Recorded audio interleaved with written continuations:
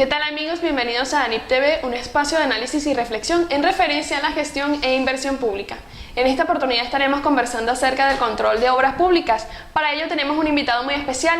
Él es José Luis Acevedo, máster en gestión de proyectos sociales y economista egresado de la Universidad Nacional de Ingeniería. ¿Qué tal, José Luis? ¿Cómo estás? Bienvenido. Buenas noches, muy grato de estar acá.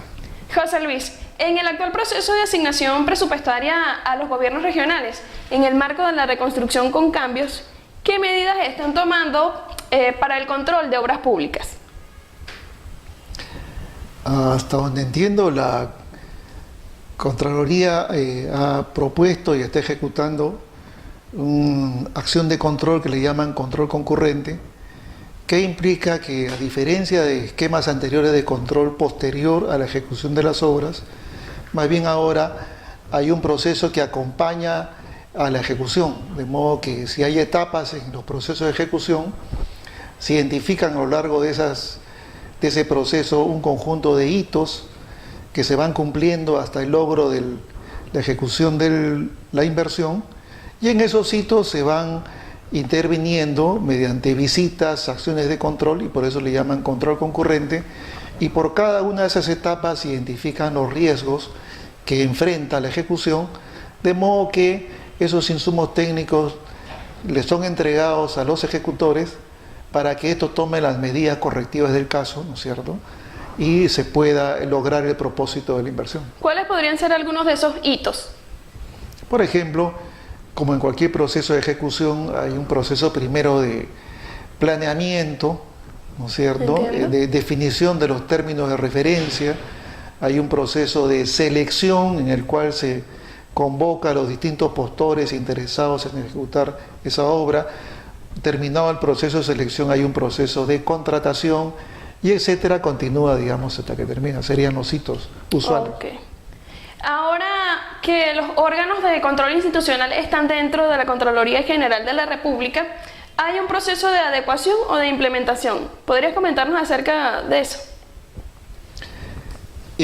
Recientemente, con la aprobación de la Ley de Fortalecimiento de la Contraloría y del Sistema Nacional de Control, efectivamente está en curso un proceso de asimilación, ¿no?, de los órganos de control institucional en todo el país, de modo que en sentido estricto ya no hay un sistema separado de la Contraloría. La Contraloría va a ser todo el Sistema Nacional de Control.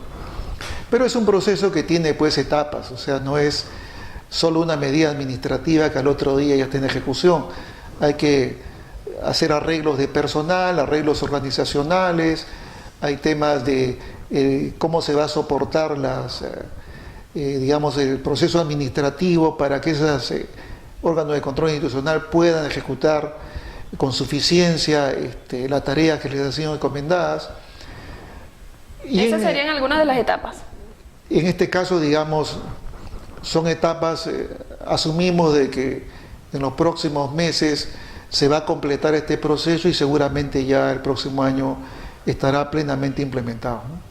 Según algunas noticias publicadas por los medios impresos, aproximadamente 467 proyectos auditados por la Contraloría arrojaron errores en los estudios técnicos de preinversión. ¿Qué opinas tú al respecto?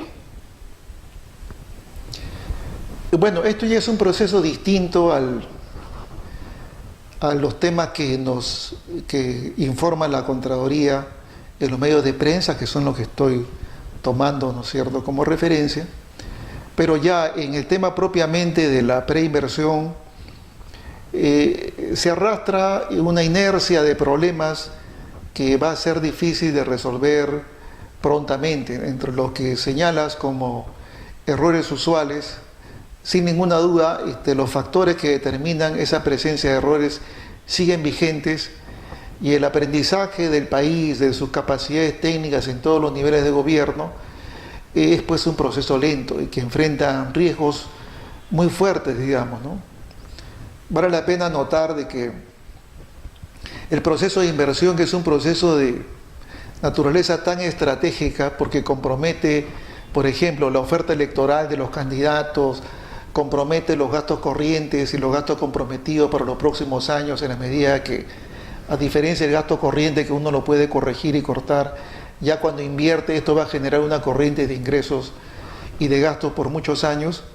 Entonces estas decisiones estratégicas en la situación institucional que tiene el país enfrentan muchísimos riesgos, en buena medida asociados, por ejemplo, a la debilidad institucional del país, ¿no?, que muchas veces ha sido reconocida, reiterativa, hasta en las conferencias anuales de ejecutivo, las misiones de los organismos internacionales, que denotan temas como, por ejemplo, la discontinuidad de los funcionarios públicos, la discontinuidad de las políticas, para señalar un caso ya casi anecdótico, ¿no? Esas serían algunas de las variables. Sí.